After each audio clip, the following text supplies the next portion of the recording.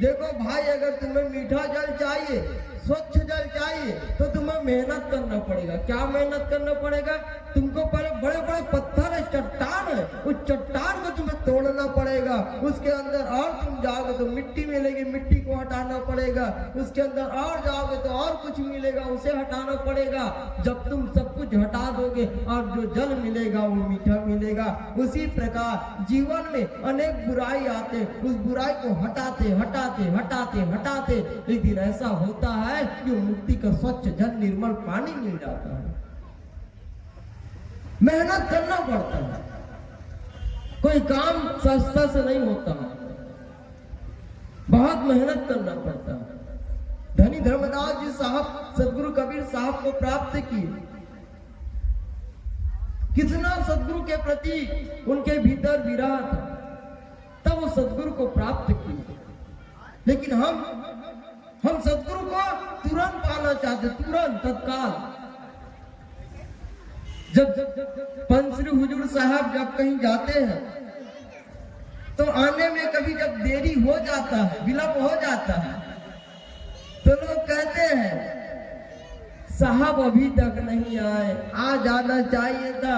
इतना देरी लगाते हैं, इतना विलंब कर देते हैं कि साहब अब हमारे हिसाब से चलेंगे क्या? लोगों में वो विरह नहीं है, और प्रतीक्षा जितनी ज्यादा होगी विरह उतनी होगी और आनंद भी उतना मिलेगा। जैसे प्यास कम लगा होता है ना, प्यास लगा है, आपने सिर्फ प्यास लगा और पानी बोला, आपके सामने पानी हाजिर हो गया, तो क्या होगा? पानी का उतना महत्व नहीं रहेगा। लेकिन थोड़ी सी प्यास बढ़ेगी, पानी के लिए ढूंढोगे, भटकोगे, थोड़ी तड़प होगी, कंठ सूखेगा, ऐसा लगेगा अब तो सिर्फ प्राण निकल जाएंगे। और उस समय जब पानी मिलेगा, जल मिलेगा ना, तो जल की एक एक बूंद ऐसे लगेगा जैसे अमृत उतर रहा है, जैसे अमृत मिल रहा। वैसे जब सदगुरु की जब प्रतीक्षा करते हैं तो जो वेदना होती, विरह होती है, वह विरह ही तो बनती है, वह विरह ही तो मुक्ति के जो साधन उसको बनाती है, मुक्ति को प्रफुल्लित करती है। लेकिन कोई आदमी इंतजार करना नहीं चाहता।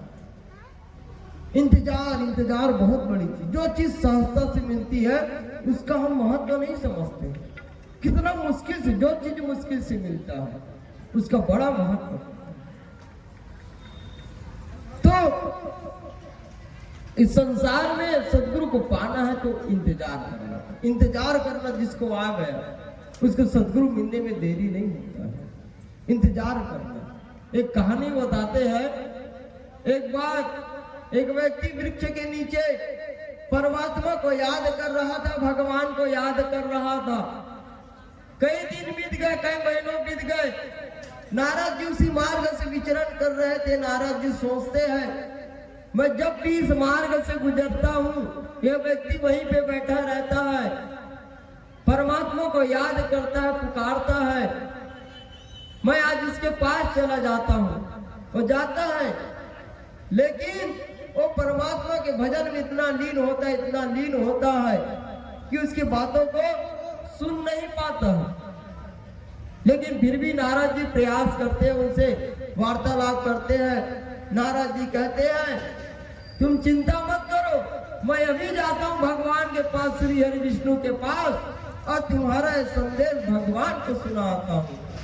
भगवान के पास जाते हैं। भगवान के पास जाकर के कहते हैं कि भगवान, मृत्यु लोक में एक व्यक्ति है जो आपका नाम को स्मरण करता है, आपकी आराधना प्रार्थना करता है, कब से आपको पुकार रहे हैं, आप ध्यान क्यों नहीं दे रहे हैं? वो कितना ध्यान कर रहा है आपका, लेकिन आप है कि ध्यान दे नहीं रहे, उसको दर्शन दे नहीं रहे। तो भगवान कहते, दर्शन दूंगा, जरूर दूंगा, लेकिन एक शर्त है, जिस पेड़ के नीचे बैठा है उस पेड़ में जितनी पत्तियां हैं और वो पत्तियां जितनी हैं उतने वर्ष बीत जाएंगे तब उसको दर्शन दूंगा मैं।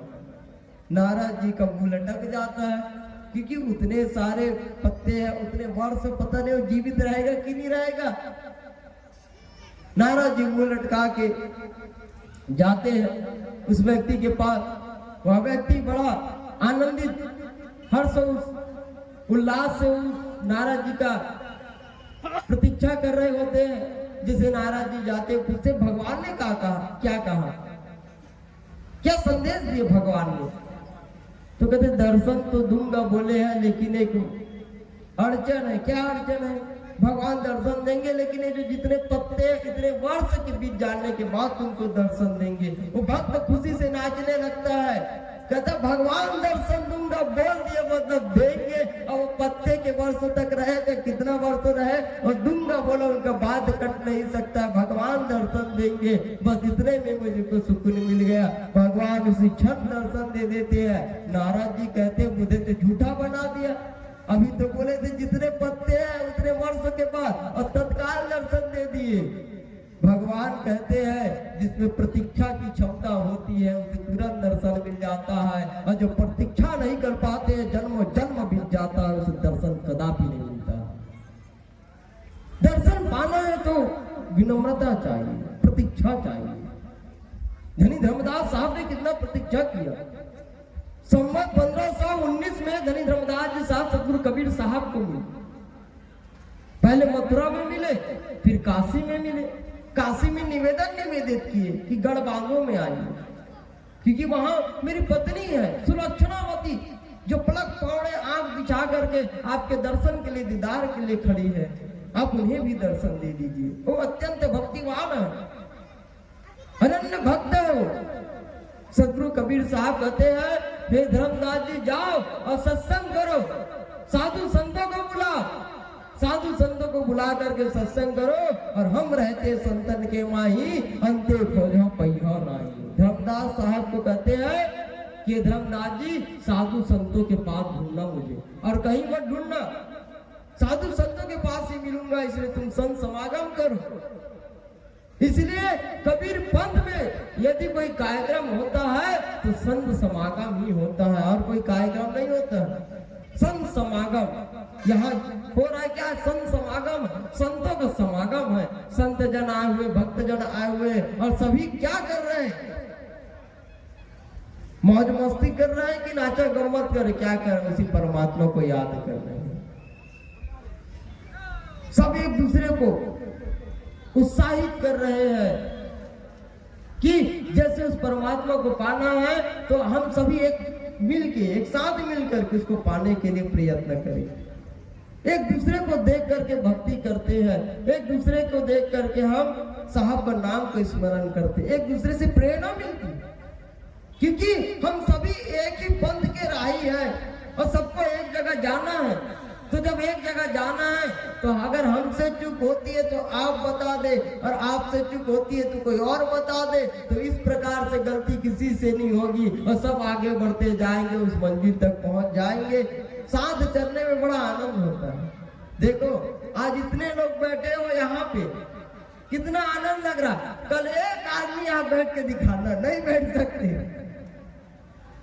और जो बैठेगा उसको पागल करार दिया जाएगा। आज देखो सबके साथ, एक साथ संतों के साथ, भक्तों के साथ भक्ति करने में जो आनंद है वो अकेले करने में नहीं है। इसलिए हर साल एक बार ऐसा समागम होता है हर जगह, हर समिति में, जहाँ सब लोग मिल करके, एक साथ मिल करके उस साहब को याद करते, जीवन में हुए भूलों को हम स्वीकार करते, जानने का प्रयत्न करते हैं कि अब तक क्या गलती हुई, क्या हमसे त्रुटि हुई, क्या कमी है, क्या चूक है, क्या क्या हो गया। ये सत्संग जो होता है निरीक्षण के लिए होता है, जीवन का निरीक्षण। ये सत्संग कोई मनोरंजन के लिए नहीं होता, जीवन का निरीक्षण है। एक वर्ष बाद होता है, प्रत्येक वर्ष में होता है। एक वर्ष में कम से कम हम अपने आप को जांचे तो सही, समझे तो सही कि हमसे क्या भूल हुई है, क्या जोड़ना है, क्या हटाना है। अरे क्रोध को मिटाना है, शांति को लाना है, प्रेम को बढ़ाना है, घृणा को खत्म करना है। तो क्या होता है सत्संग में हमारे जो भूल चूक है उसको समझने का प्रयत्न करना चाहिए। साधु संत आते, गुरुजन आते, क्या करते, हमको सद्ज्ञान बताते। सद्ज्ञान में हमें दर्पण होता है, दर्पण में देखना चाहिए। ज्ञान क्या दर्पण है, और दर्पण में खुद को देखना चाहिए कि क्या कमी है, क्या दुर्गुण है, क्या हमें चूक हो रही है, और क्या हमें जोड़ना है इसमें, कितना और विनम्रता चाहिए, कितना हम पीछे हो गए हैं, हमें कितने और सामने आना है। सामने आने का मतलब ये नहीं है कि सिर्फ फोटो खिंचाने के लिए सामने आए। आजकल यही चल रहा है, वो आदमी सेवा नहीं करेगा, घर में सोया रहेगा, लेकिन जब साहब आते हैं तो फोटो खिंचाने के लिए सबसे पहले नंबर पे खड़े हो जाते हैं, हम सेवा कर साहब की, हमने तैयारी की है।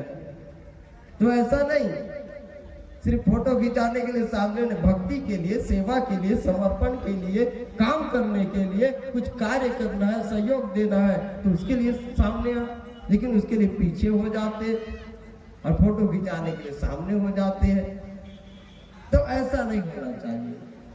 तो आइए भजन का लाभ लेते, क्योंकि दोनों चलता रहे तो अच्छा लगता है। तो सुनते सुनते कई लोग निद्रासन में चले जाते हैं, दूसरे आसन में चले जाते हैं, तो निद्रासन में नहीं भेजना है, दोनों बराबर चलते रहना है। साहे बंदगी साहे।